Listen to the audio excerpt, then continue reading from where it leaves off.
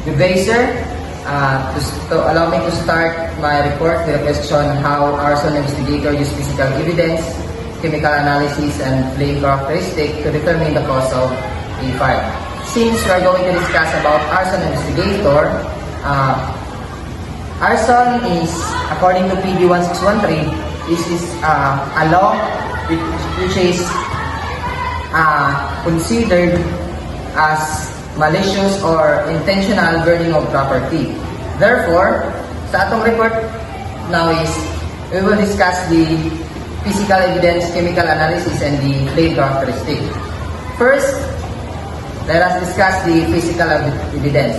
Physical evidence, these are to determine the evidence of the fire scenes such as burn patterns, tearing depth, heat shadows, helps identify the fire's point of the origin and whether an accelerant was used.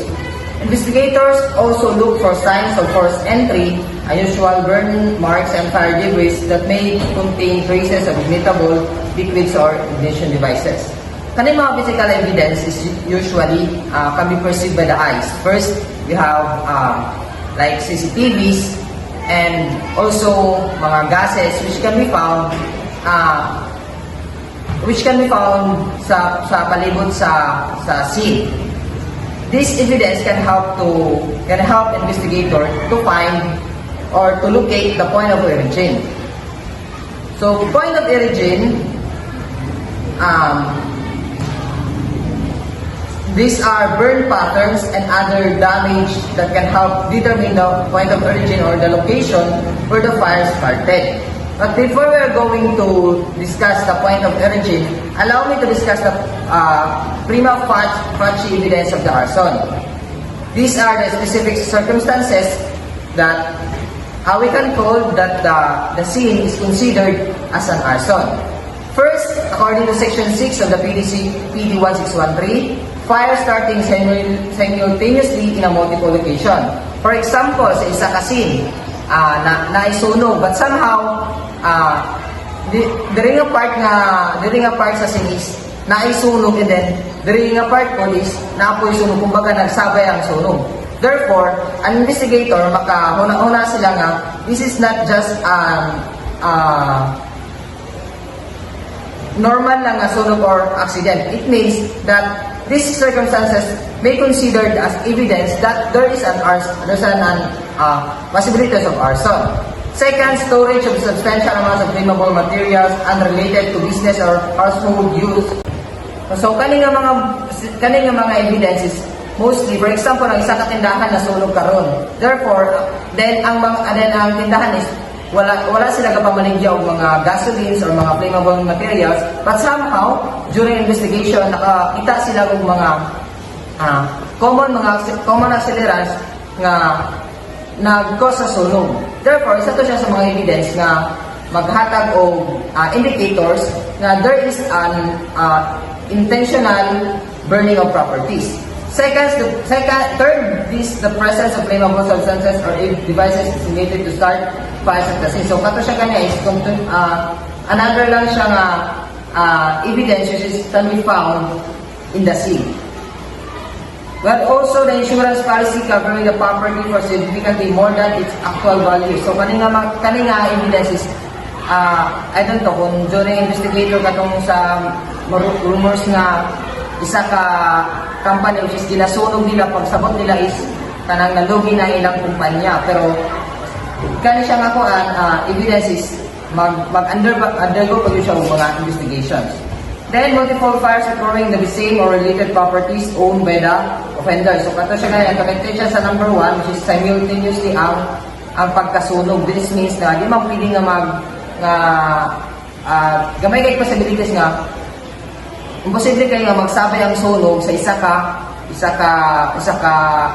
location. Therefore, na-adjoy intentional nga panghitabo sa pagsunog. Then, withdrawal of insured effects shortly before the fire. Kanina sa mga insurance company nga, kumbaga, nag-withdraw nilang ilang insurance before pa nasunog, before pa naitabo ang sunog.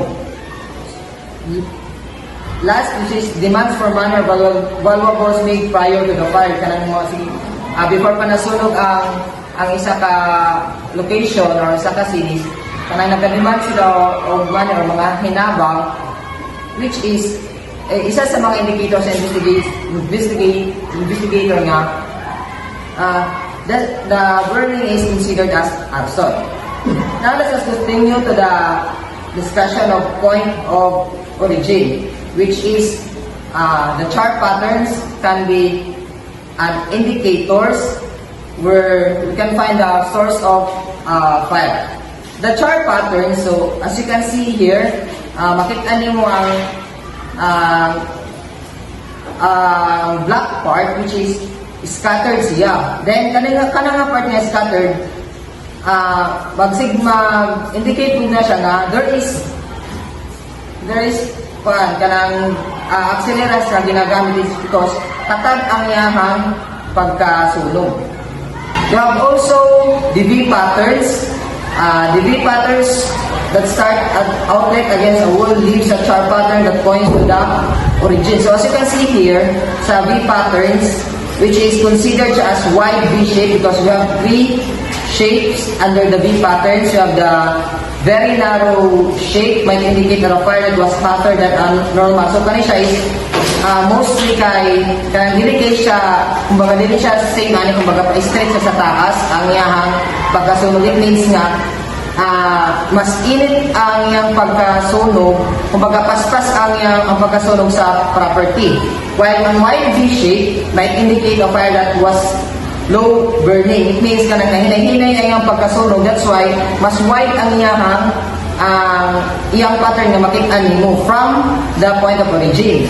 Then a U shape would indicate that there was a pool of origin rather than a point of origin, such as might be a cause by a puddle of gasoline. Kani siya kay mostly pag once, for example, sa ilalong sa kanang pattern kumbaga padulong paana, mas dako ang point of origin. Next, we have the glass, which is also an indicator. The glass fragments, windows, and light bulbs can provide clues to a fire. Light bulbs tend to melt toward the heat source so the direction of melt. So ang kaning glass could be an indicator kung nagikan ang point of origin. As we can see here in the picture, ang melt sa glass is downward. So it means, since it was stated there that the melt, direction of a melt toward the heat source. So it means nga ang source ay ani karon is gikan sa ubos. So mag-indicate na siya nga since ang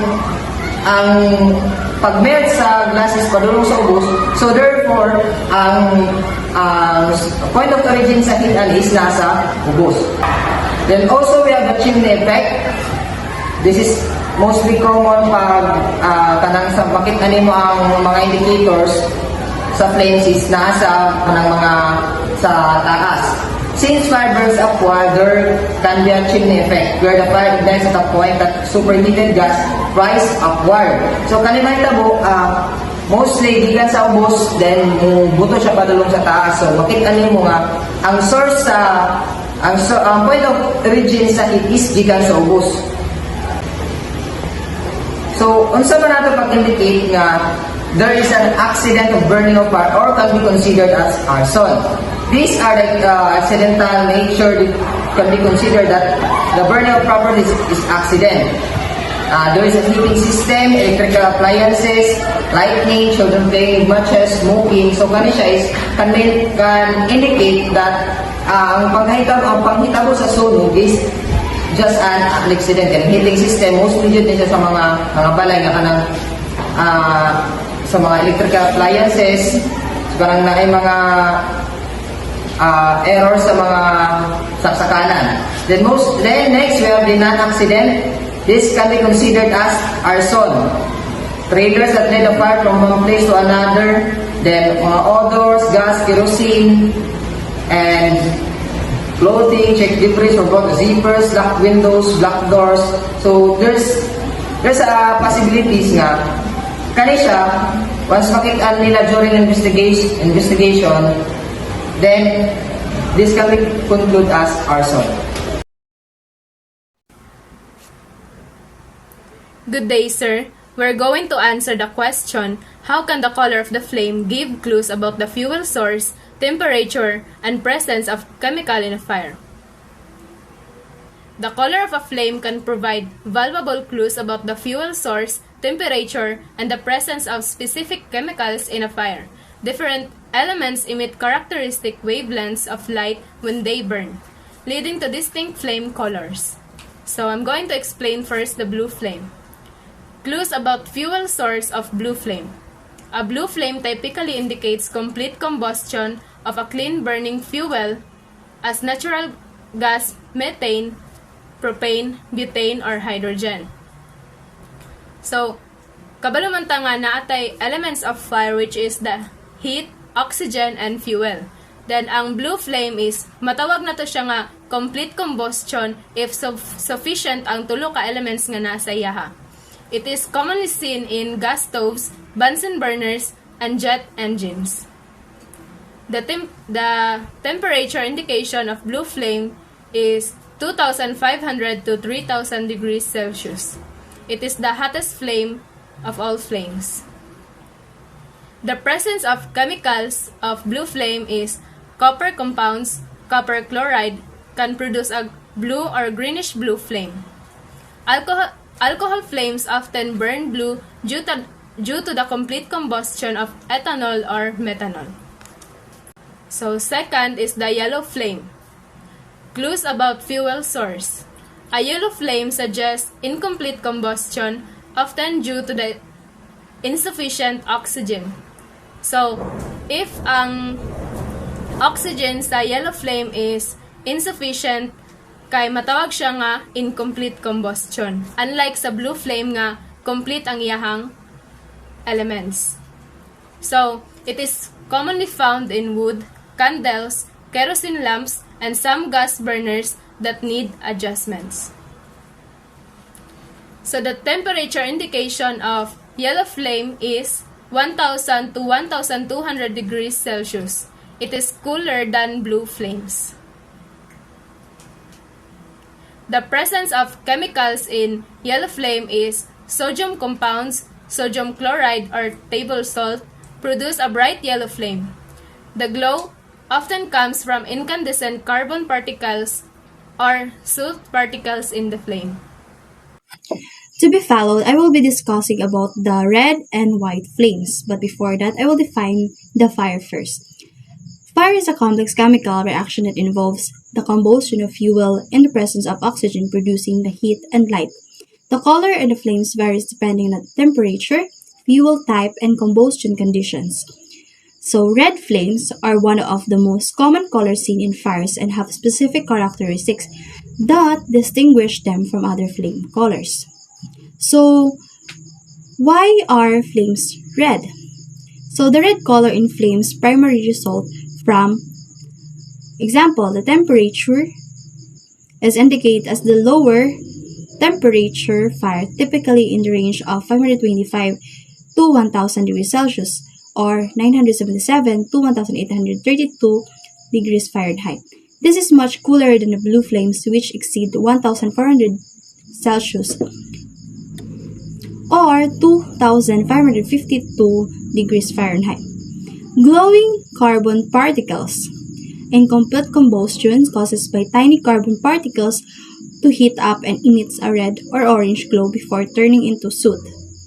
So what are the chemical elements? Certain substances burn with a red hue. For example, strontium compounds like strontium chloride or strontium nitrate, often used in fireworks to produce deep red flames. Lithium salts, such as lithium chloride, also produce a red color when burned. In conclusion, red flames are a fascinating aspect of fire influenced by temperature, fuel, and chemical combustion. While they are often indicate lower combustion efficiency, they also serve important roles in science, industry, and art. Understanding red flames can help with safety, troubleshooting, and even appreciating their beauty in controlled environments like fireworks. Next is a white flame. Is one of the hottest flames observable and its occurrence is relatively rare compared to more common flames colors like yellow, orange, or blue. It typically results from extremely high temperature and specific chemical reactions. Let's break it down further. So, what is the cause of white flame? So, white flames occurs when substance burns so hot and it emits all visible wavelengths of the light nearly equally, making the flame appear white. Here are some primary causes. First is due to temperature combustion. Flames can turn white when they exceed 2000 degrees Celsius or 3600 degrees Fahrenheit. So, in metal combustion, certain metals such as magnesium, aluminum, and titanium, titanium burn while white flames because of their reactions. Pure oxygen combustions. So, when a fuels burn in a high oxygen environment, such as in oxy-fuel torques or rocket engines, the combustions can become hot enough to produce a white flame. Example of white flames in nature and industry. First is the magnesium fire. Magnesium burns with an intensely bright white flame, commonly used in fireworks, flares, and incendiary devices. Welding torches. High temperature flames from oxyacetylene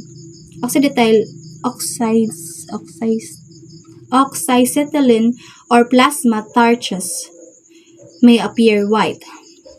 So, in rocket exhaust, some high-energy fuels such as liquid oxygen and hydrogen mixtures burn at temperature capable of producing hot flames. Titanium combustions. Burning titanium produces a brilliant white flame, which is why titanium is sometimes used in fireworks and pyrotechnics. Green flames are not common in typical fires but can appear when certain metals or chemicals are present. The temperature identification of green flame varies but usually in 1000 to 1400 degrees Celsius and in Fahrenheit is 1832 to 2552 Fahrenheit. Presence of chemicals. The presence of chemicals in green flame is copper compounds, copper sulfate, copper chloride, and it produces bright green or blue-green flames. Boron compounds or boric acid or borax can also create a greenish flame. Some pesticides, fireworks, and flame contain green flames producing chemicals. The green color in flames is typically attributed to the presence of copper molecule. When copper-containing compounds are burned, the energy procedure exercises the electrons in the copper atoms, causing them to emit green light as they return to their normal state. So I will discussing about how can flame color helps distinguish between accidental and deliberate fires. So flame color can be a valuable clue in distinguishing between accidental and deliberate fires, as different materials produce distinct color when they burn. In accidental fires, common combustibles like wood, paper, and textiles typically generate yellow, orange, or blue flames, depending on oxygen levels. In contrast, deliberate fires often involve accelerants such as gasoline, alcohol, or chemicals, which can create unusual flame colors. For example, green flames may indicate the presence of copper-based compounds or certain accelerants, while red or white flames could suggest the use of chemicals like lithium or magnesium. So, diri na to mailhan kung ang sunog is accidental or deliberate fires. So, nailahi-lahi nga material, so maghimo pud siya og lahi-lahi nga color sa kalayo kung magsunog ta. So, first is accidental fire. So, ang kasagaran nga sunog ani nga mga materials is mga kahoy, papel, tela, ug then ang kalabasan ani nga color is yellow, orange, ug blue. Depende sa levels sa oxygen. So, pag deliberate fire is ang ginagamit ani nga mga chemicals is mga accelerants sama sa gasoline, alcohol or chemical nga kanang maghimo siya og kanang kanang dili kasagaran nga color sa kalayo.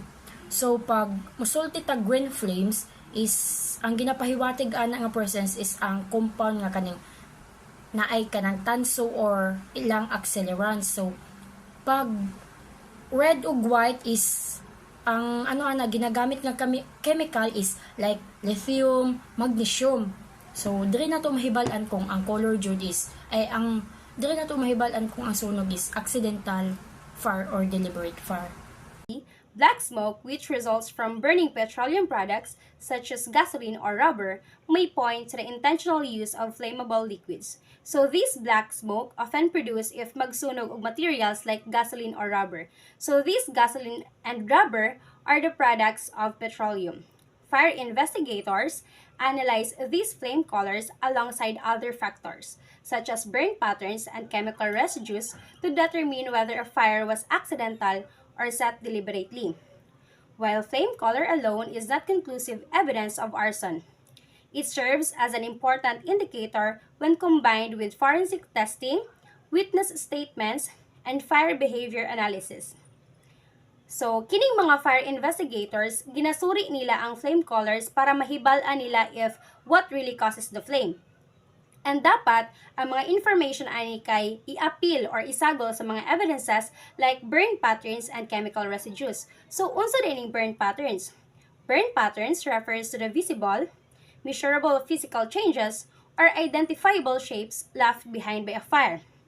In burn patterns, dili kasagaran makita sa mga fire investigators kung asa nag-start or asa ang origin sa isa ka sunog. Naga-reveal pud siya og crucial information about how the fire burned and how it started. So, unsa pud kaha ni ang chemical residue? Chemical residue refers to the small, leftover traces of a chemical substance or its decomposed parts that remain on or within a material, like soil, water, plants, or animals after the initial application or exposure to that chemical. So, all in all, if makombine na ang information, diri na mahibaw-an sa fire investigator kung ang sunog is accidental ba or deliberate. What might be some challenges in using flame color as an evidence in an arson case? Using flame color as an evidence in an arson case presents several challenges, primarily due to the complex and dynamic nature of fire behavior. One major issue is that flame color can change depending on factors such as temperature, oxygen availability, and the combustion process, making it difficult to rely on a consistent indicator. Additionally, many materials, both natural and synthetic, can produce similar flame colors, leading to potential misinterpretation. For instance, plastics and petroleum-based household items can create black smoke and unusual flames even in accidental fires, complicating the distinction between arson and accidental ignition. Fire investigators face significant challenges due to the complexity of fire scene, particularly when dealing with difficult terrain and obstacles in urban settings. Collapsed structures, unstable debris, and hazardous materials can make accessing the point of origin difficult and dangerous. In rural or forested areas, investigators can struggle with vast, uneven landscape where evidence can be scattered or destroyed by environmental factors like wind and rain. Additionally, heavy smoke, damaged water from firefighting efforts, and the risk of recurrent flame further complicate the investigation. These challenges require specialized training, protective equipment, and careful documentation to accurately determine the fire cause. Fire investigators also face significant challenges due to climate conditions, which can greatly impact fire scene and the evidence left behind. Extreme heat, cold, or heavy rainfall can alter burn patterns, wash away crucial traces of accelerants, or cause structural collapses that hinder access to the site. In hot and dry climates, wildfires spread rapidly, making it difficult to pinpoint the origin, while cold regions, snow and ice can cover or distort the fire damage. High winds can disperse debris and change the direction of flames, complicating the investigation. These climate-related obstacles requires investigators to work quickly and efficiently while adapting their methods to preserve as much evidence as possible. Fire investigators also face challenges due to hazardous chemicals present at fire scene, which can accelerate the destruction of evidence. Certain chemicals such as flammable liquids, explosive, and industrial substances can cause fires to burn hotter and faster, reducing structures to ash before investigators can properly examine them. Additionally, chemical reaction can alter burn patterns, making it difficult to determine the fire origin and cause. Toxic fumes and residues left behind pose health risks, requiring investigators to use specialized protective gear and detection equipment. These factors can make fire investigation more complex, requiring expertise in hazardous materials and advanced forensic techniques to uncover critical evidence. Another challenge is that flames are often short-lived, and by the time investigators arrive, the fire may have burnt out, leaving no direct visual evidence of flame color. Witness accounts of flame color may also be unreliable due to variations in perception, lighting conditions, and memory recall. Furthermore, fire suppression efforts such as the use of water or fire retardants can alter or obscure the chemical traces that might have influenced flame color. Scientific testing, such as chemical residue analysis, can help verify the presence of accelerants, but even this can be complicated by cross-contamination or environmental factors.